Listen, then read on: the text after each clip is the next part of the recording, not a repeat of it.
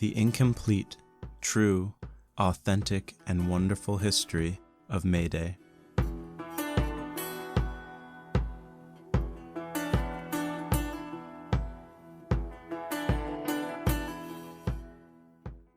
The Green. Once upon a time, long before Weinberger bombed North Africans, before the Bank of Boston laundered money, or Reagan honored the Nazi war dead, the earth was blanketed by a broad mantle of forests. As late as Caesar's time, a person might travel through the woods for 2 months without gaining an unobstructed view of the sky. The immense forests of Europe, Asia, Africa, and America provided the atmosphere with oxygen and the earth with nutrients. Within the woodland ecology, our ancestors did not have to work the graveyard shift, or to deal with flex time, or work from 9 to 5. Indeed, the Native Americans whom Captain John Smith encountered in 1606 only worked 4 hours a week. The origin of Mayday is to be found in the woodland epic of history. In Europe, as in Africa, people honored the woods in many ways. With the leafing of the trees in spring, people celebrated the fructifying spirit of vegetation, to use the phrase of J.G. Fraser, the anthropologist. They did this in May, a month named after Maya, the mother of all the gods according to the ancient Greeks, giving birth even to Zeus. The Greeks had their sacred groves, the Druids their oak worship, the Romans their games in honor of Floralia. In Scotland, the herdsmen formed circles and danced around fires. The Celts lit bonfires in hilltops to honor their god, Beltane. In the Tyrol, people let their dogs bark and made music with pots and pans. In Scandinavia, fires were lit and the witches came out.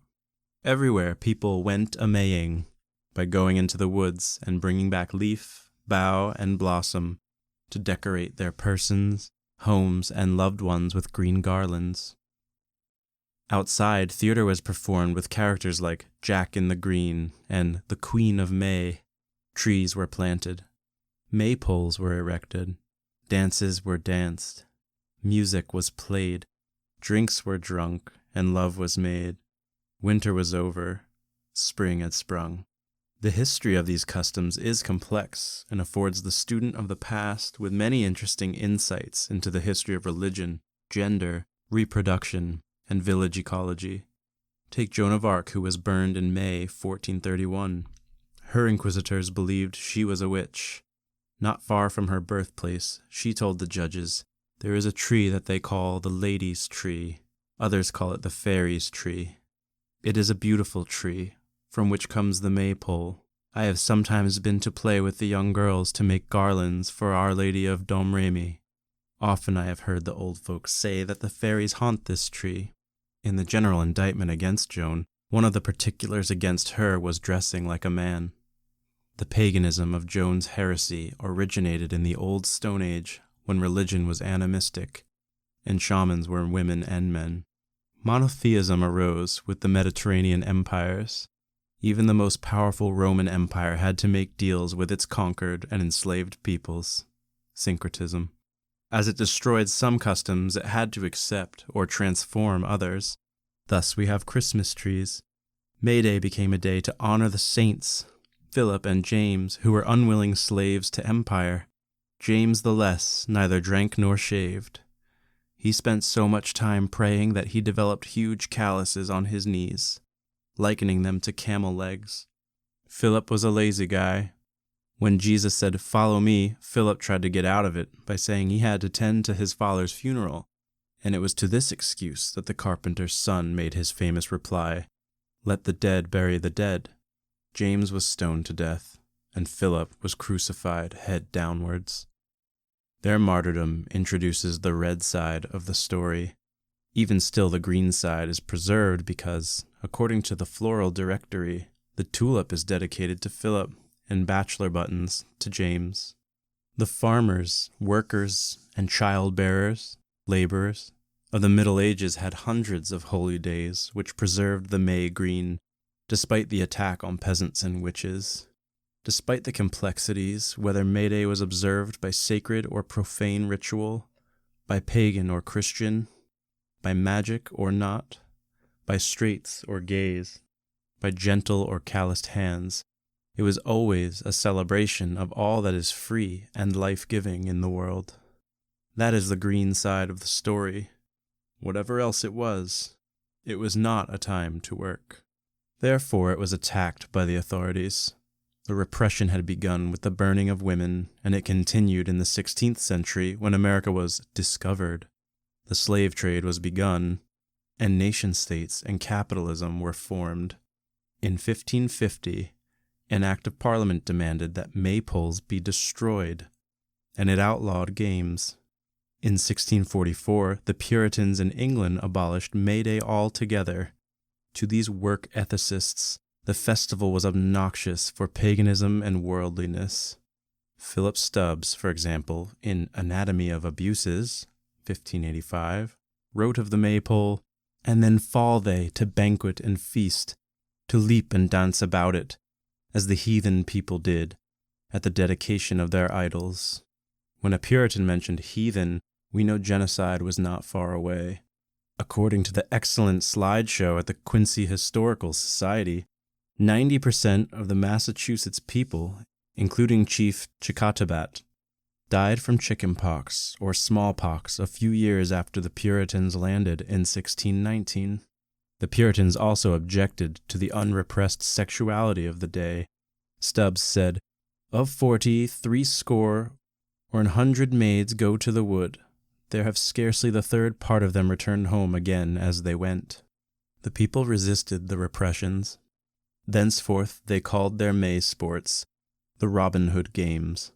Capering about with sprigs of hawthorn in their hair and bells jangling from their knees, the ancient charaders of May were transformed into an outlaw community, Maid Marians and Little Johns. The May feast was presided over by the Lord of Misrule, the King of Unreason, or the Abbot of Inobedience. Washington Irving was later to write that the feeling for May has become chilled by habits of gain and traffic. As the gainers and traffickers sought to impose the regimen of monotonous work, the people responded to preserve their holy day. Thus began in earnest the red side of the story of Mayday. The struggle was brought to Massachusetts in 1626.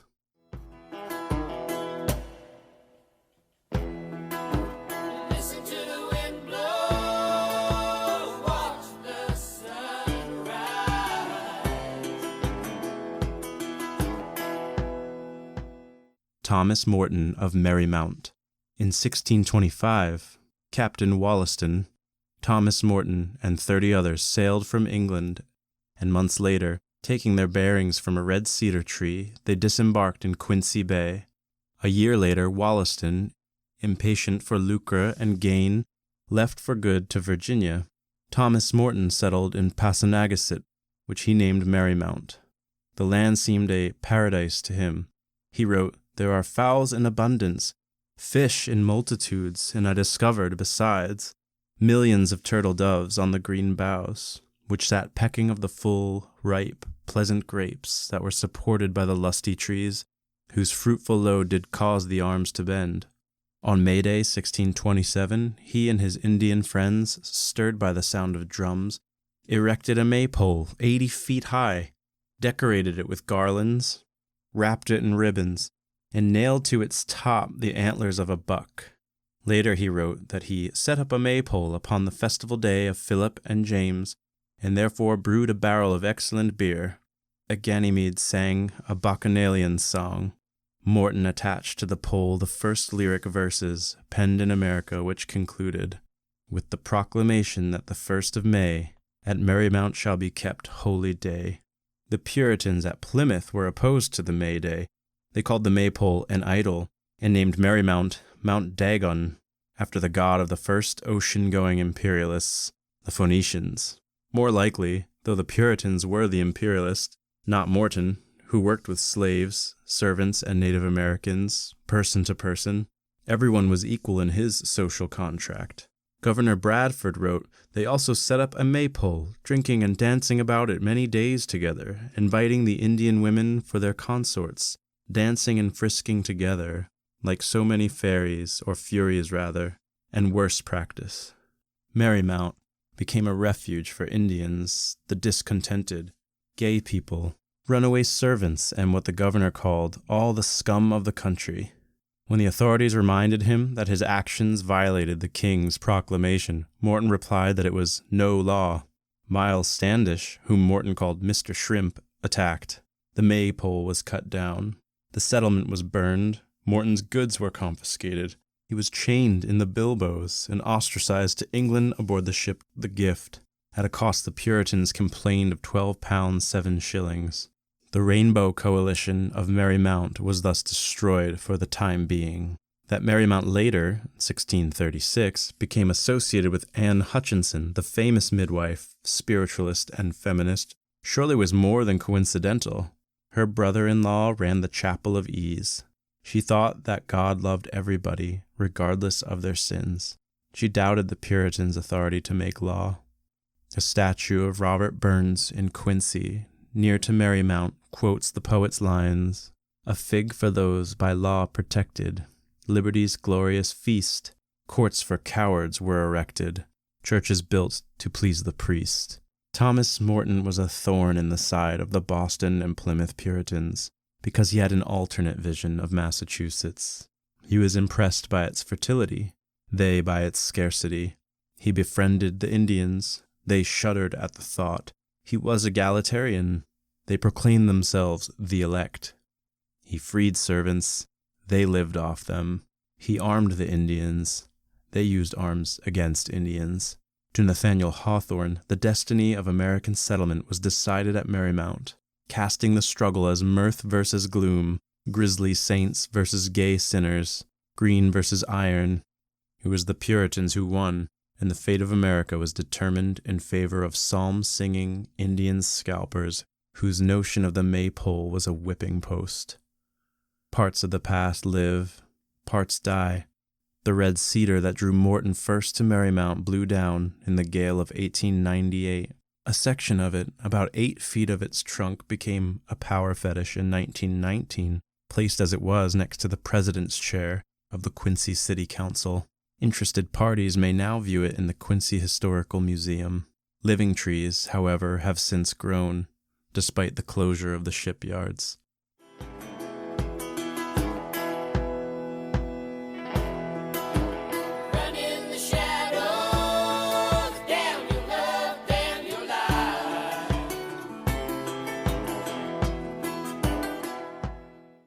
On both sides of the Atlantic.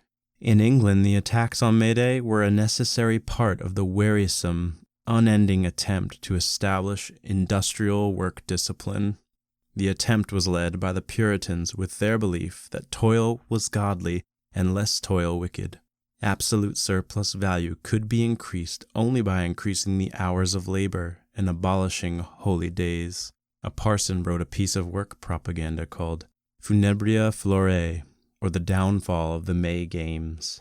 He attacked ignorance, atheists, papists, drunkards, swearers, swashbucklers, Maid Marians, Morris dancers, maskers, mummers, Maypole stealers, health drinkers, together with a rapscallion rout of fiddlers, fools fighters, gamesters, lewd women, light women, condemners of magistracy, affronters of ministry, disobedience to parents, misspenders of time, and abusers of the creature, etc. At about this time, Isaac Newton, the gravitationist and machinist of time, said work was a law of planets and apples alike. Thus work ceased to be merely the ideology of the Puritans. It became a law of the universe.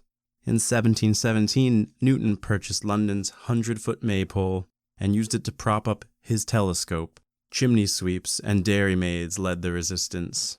The sweeps dressed up as women on May Day, or put on aristocratic periwigs. They sang songs and collected money. When the Earl of Bute in 1763 refused to pay, the opprobrium was so great that he was forced to resign.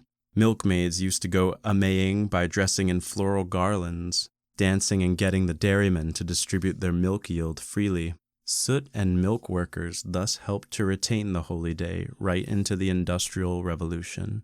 The ruling class used the day for its own purposes. Thus, when Parliament was forced to abolish slavery in the British dominions, it did so on Mayday 1807. In 1820, the Cato Street conspirators plotted to destroy the British cabinet while it was having dinner. Irish, Jamaican, and Cockney were hanged for the attempt on Mayday 1820. A conspirator wrote his wife saying, "Justice and liberty have taken their flight to other distant shores." He meant America, where Boston Brahmin, robber baron, and southern plantocrat divided and ruled an arching rainbow of people. Two bands of that rainbow came from English and Irish islands. One was Green, Robert Owen, Union leader, socialist, and founder of utopian communities in America, announced the beginning of the millennium after Mayday 1833. The other was Red. On Mayday 1830, a founder of the Knights of Labor, the United Mine Workers of America, and the Wobblies, was born in Ireland. Mary Harris Jones, a.k.a. Mother Jones. She was a Maya of the American working class. Mayday continued to be commemorated in America, one way or another, despite the victory of the Puritans at Merrymount. On Mayday 1779, the revolutionaries of Boston confiscated the estates of enemies of liberty. On Mayday 1808, 20 different dancing groups of the wretched Africans in New Orleans danced to the tunes of their own drums until sunset, when the slave patrols showed themselves with their cutlasses. The principal dancers or leaders are dressed in a variety of wild and savage fashions, always ornamented with a number of tails of the small wild beasts, observed a strolling white man.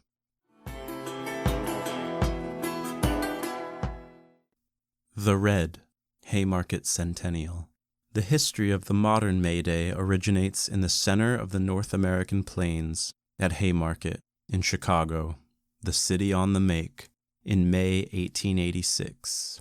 The red side of that story is more well known than the green, because it was bloody, but there was also a green side to the tale, though the green was not so much that of pretty grass garlands as it was of greenbacks, for in Chicago it was said, "The dollar is king." Of course, the prairies are green in May. Virgin soil, dark, brown, crumbling, shot with fine black sand. It was the produce of thousands of years of humus and organic decomposition. For many centuries, this earth was husbanded by the Native Americans of the plains. As Black Elk said, theirs is the story of all life that is holy and is good to tell, and of us two-leggeds sharing in it with the four-leggeds and the wings of the air, and all green things, for these are children of one mother, and their father is one spirit. From such a green perspective, the white men appeared as pharaohs, and indeed, as Abe Lincoln put it, these prairies were the Egypt of the West. The land was mechanized. Relative surplus value could only be obtained by reducing the price of food. Proteins and vitamins of this fertile earth spread through the whole world. Chicago was the jugular vein. Cyrus McCormick wielded the surgeon's knife. His mechanical reapers harvested the grasses and grains. McCormick produced 1,500 reapers in 1849. By 1884, he was producing 80,000. Not that McCormick actually made reapers. Members of the Molders Union Local 23 did that. And on Mayday 1867, they went on strike, starting the 8-hour movement. A staggering transformation was wrought. It was farewell to the hammer and sickle, goodbye to the cradle scythe, so long to Emerson's man with the hoe. These now became the artifacts of nostalgia and romance. It became hello to the hobo, move on to the harvest stiffs, line up the proletarians. Such were the new commands of civilization. Thousands of immigrants, many from Germany, poured into Chicago after the Civil War. Class war was advanced, technically and logistically. In 1855, the Chicago police used Gatling guns against the workers who protested the closing of the beer gardens. In the bread riot of 1872, the police clubbed hungry people in a tunnel under the river. In the 1877 railway strike, Federal troops fought workers at the Battle of the Viaduct. These troops were recently seasoned from fighting the Sioux, who had killed Custer. Henceforth, the defeated Sioux could only go to a mountaintop and cry for a vision. The Pinkerton Detective Agency put visions into practice by teaching the city police how to spy and to form fighting columns for deployment in city streets. 100 years ago, during the streetcar strike, the police issued a shoot-to-kill order. McCormick cut wages 15%. His profit rate was 71%.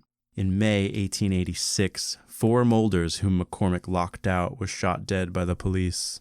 Thus did the Grim Reaper maintain his profits. Nationally, May 1st, 1886 was important because a couple of years earlier, the Federation of Organized Trade and Labor Unions of the United States and Canada resolved that 8 hours shall constitute a legal day's labor from and after May 1st, 1886. On 4th of May, 1886, several thousand people gathered near Haymarket Square to hear what August spies and newspapermen had to say about the shootings at the McCormick Works. Albert Parsons, a typographer and labor leader, spoke next. Later, at his trial, he said, "What is socialism or anarchism? Briefly stated, it is the right of the toilers to the free and equal use of the tools of production, and the right of the producers to their product."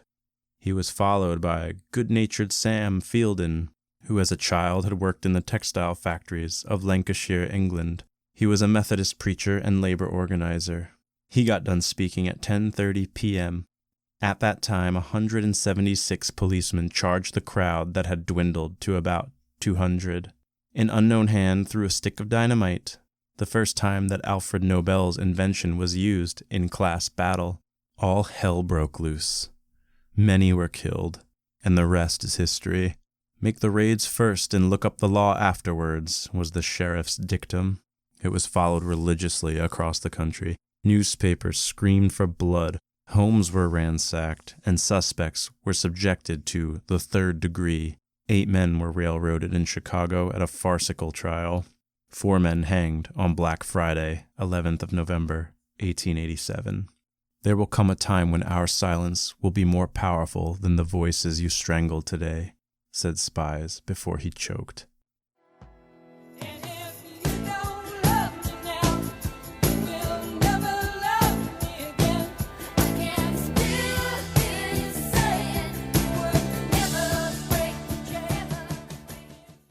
Mayday since 1886.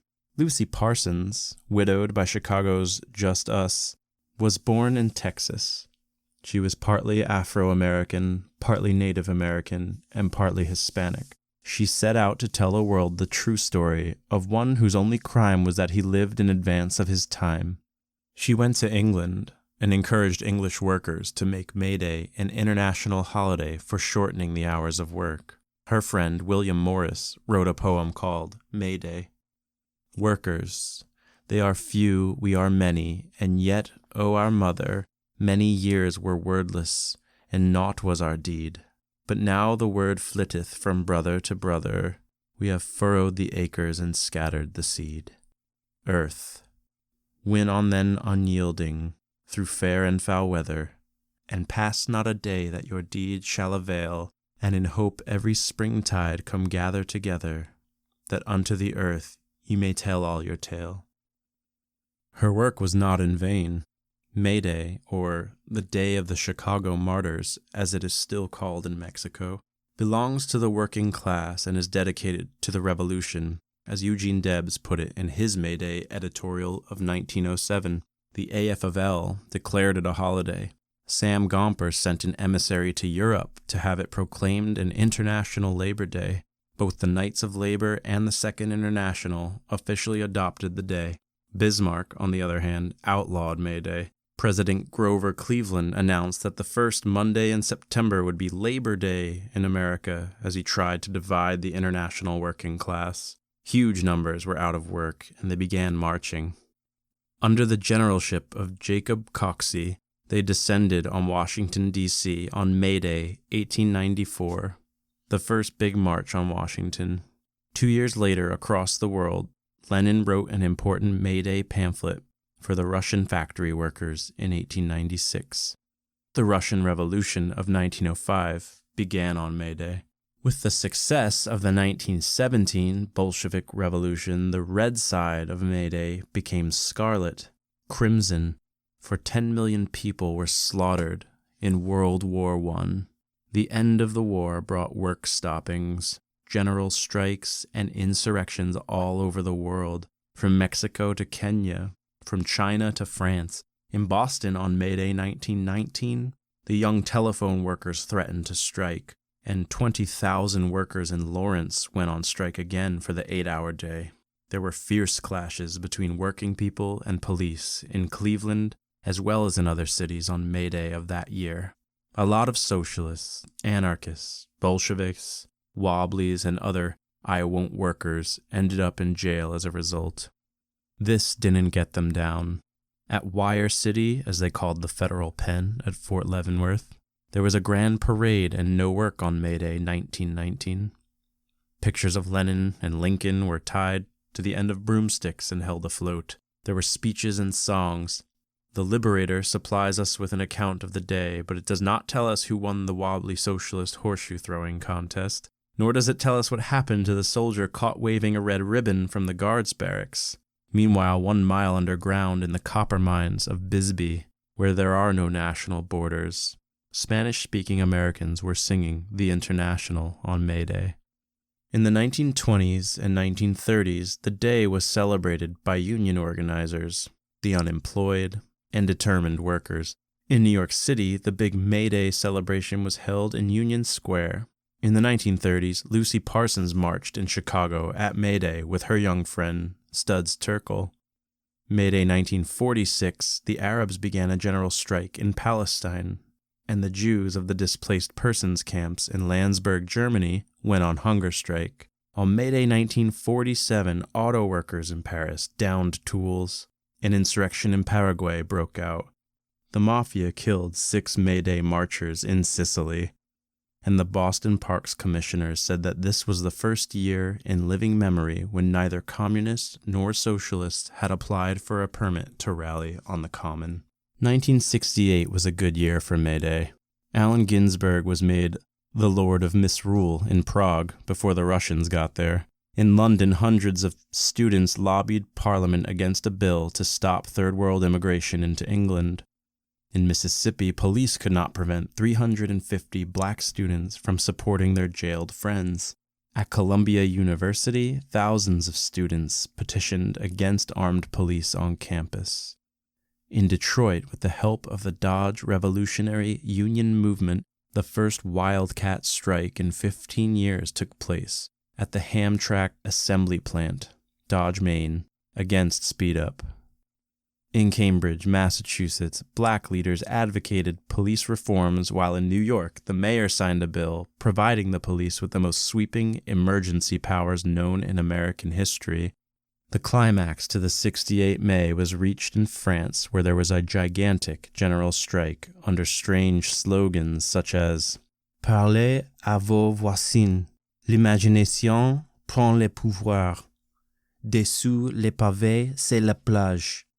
On May Day in 1971, President Nixon couldn't sleep. He ordered 10,000 paratroopers and Marines to Washington, D.C. because he was afraid that some people calling themselves the Mayday Tribe might succeed in their goal of blocking access to the Justice Department. In the Philippines, 4 students were shot to death protesting the dictatorship. In Boston, Mayor White argued against the right of municipal workers, including the police, to withdraw their services or stop working.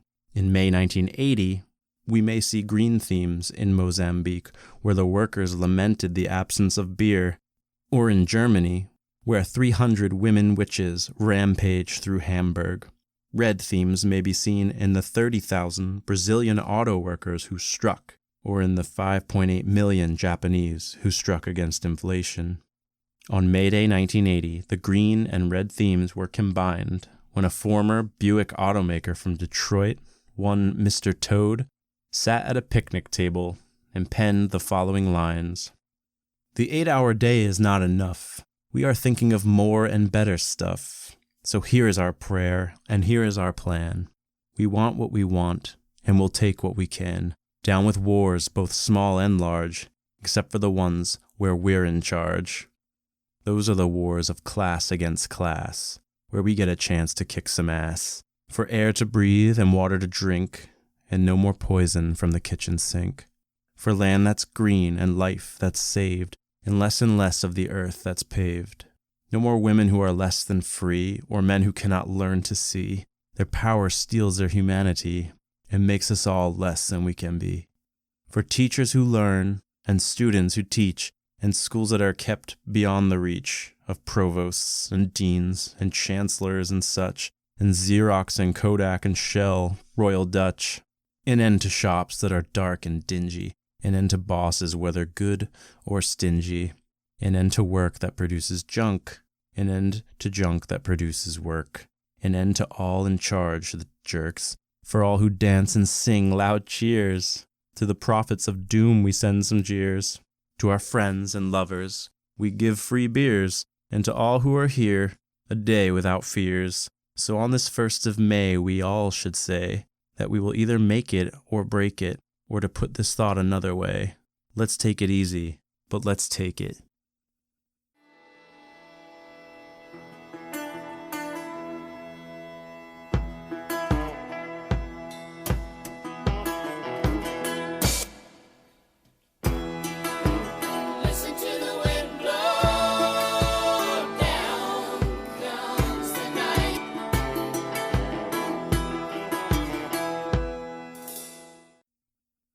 Law Day, USA. Yet Mayday was always a troubling day in America. Some wished to forget it.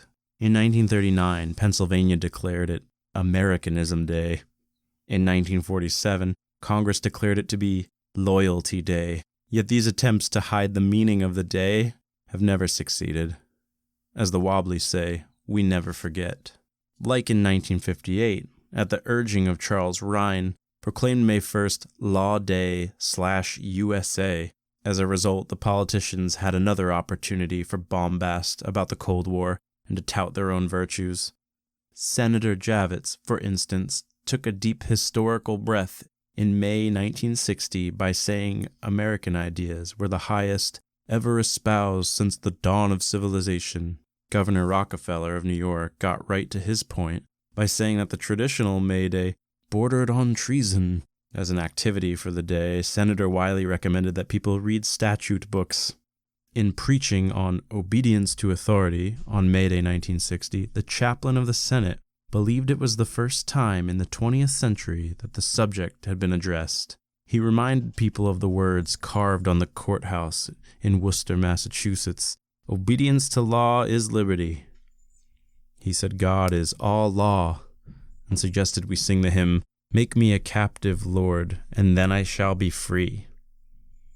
He complained that TV shows made fun of cops and husbands. He said God had become too maternal. Beneath the hypocrisy of such talk, at the time the Senate was rejecting the jurisdiction of the World Court, there were indications of the revolt in the kitchens.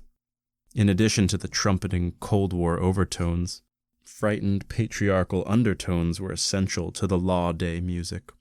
Indeed, it attempted to drown out both the red and the green. Those who have to face the law and order music on a daily basis, the lawyers and the orderers, also have to make their own deals. Among the lawyers, there are conservatives and liberals. They are generally ideologues. On Law Day 1964, the president of the Connecticut Bar wrote against civil rights demonstrators, corrupt labor unions, juvenile delinquency, and Liz Taylor. William O. Douglas, on the other hand, on Law Day 1962, warned against mimicking British imperialism and favored independence movements and the Peace Corps by saying, "We need Michigan in Nigeria, California in the Congo, Colombia in Iran," which has come true, at least judging by what's written on sweatshirts around the world. Neither the conservative nor the liberal, however, said it should be a holiday for the lawyers. Nor did they advocate the 8-hour day for the workers of the legal apparatus. In Boston, only the New England School of Law, the Law and Justice program at UMass, and the College of Public and Community Service celebrate the green and the red. Among the orderers, the police, Law Day isn't much of a holiday either. Yet police, men and women, all over the United States, owe a lot to Mayday and the Boston police. It is true that more than 1,000 Boston men of blue lost their jobs owing to Calvin Coolidge's suppression of the Boston police strike of 1919. They had been busy earlier in the summer during Mayday. At the same time, there were lasting gains. A small pay increase, $300 a year. Shorter hours, 73 to 90 a week had been the norm. And most important, free uniforms.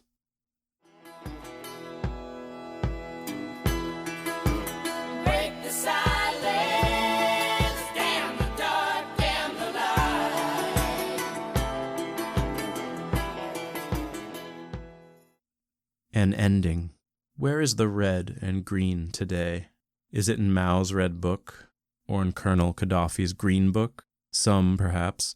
Leigh Hunt, the English essayist of the 19th century, wrote that Mayday is the union of the two best things in the world, the love of nature and the love of each other. Certainly such green union is possible because we all can imagine it, and we know that what is real now was once only imagined. Just as certainly, that union can be realized only by red struggle, because there is no gain without pain, as the aeroboticians say, or no dreams without responsibility, no birth without labor, no green without red. The children used to celebrate Mayday.